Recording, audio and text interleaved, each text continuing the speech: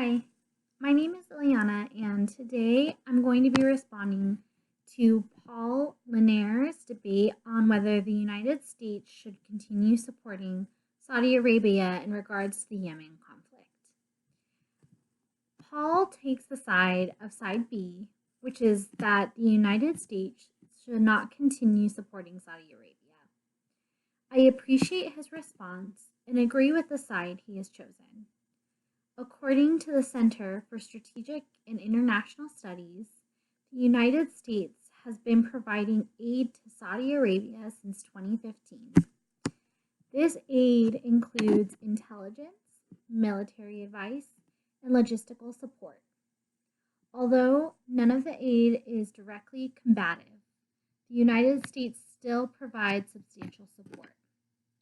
The only way the United States provides combative support is if there is the United States military in the line of action or if Al Qaeda is present.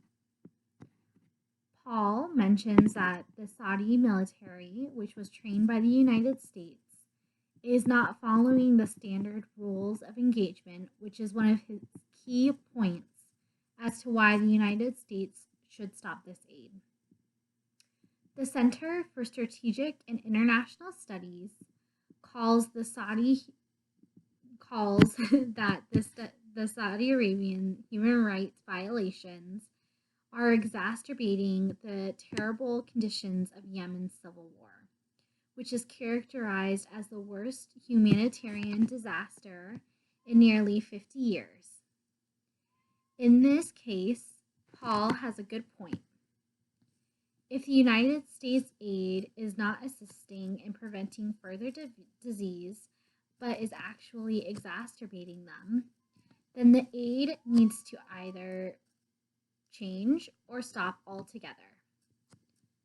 Furthermore, Paul states that Saudi Arabian forces actually prevent other humanitarian aid from reaching areas in Yemen. This means that support to the people who need basic assistance is not getting through. This may not seem like a large issue. However, it is critical in the prevention of further conflict. As we have learned throughout this course, people who are not receiving basic support start to cause larger issues. This means that conflict is also aggravated because civilians are not receiving support or help. In the long run, this can cause further unrest and prevent talks for peace. It is in the best interest of all nations involved to work towards providing necessities so as to curb future conflicts. Paul does mention cutting off a majority of aid to Saudi Arabia in regards to military support. I do not disagree with this statement.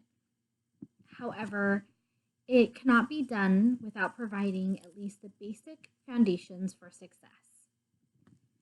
If the United States were to leave now, the Saudi military would continue working the way it is working. This means that nothing would really change for the better. The United States should work towards educating the military and assisting in creating support groups to assist those affected by the crisis. They should not provide any other military support until it is certain that the Saudi military can engage in a way that does not aggravate the conflict. I appreciate Paul's analysis of this question, and I appreciate his conclusions. The Yemen conflict is not an easy black or white situation, which means that the United States support will also not be black or white. The hope is that the United States can provide the best type of aid to de-escalate the situation. Thank you, and I hope you have a wonderful rest of your day.